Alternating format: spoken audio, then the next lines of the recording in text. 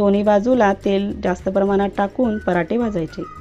तेलाला अजिबात कंजूसी करायची नाही। बघा कसे टुम्म फुगतायत पराठे। मस्त गरमागरम बटाट्याचे हे स्टफिंग जास्त प्रमाणात घालून गुबगुबीत पॅनकेक प्रमाणे हे पराठे दह्यामध्ये डीप करून खायला खूप छान लागतात। दही, लोणी, बटर, तूप किंवा तसेच खाल्ले तरीही हे छान असे चविष्ट पराठे लागतात।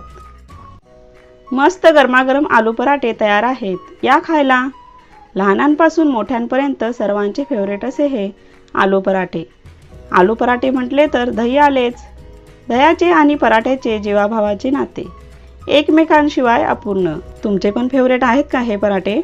नक्की कमेंट करून सांगा।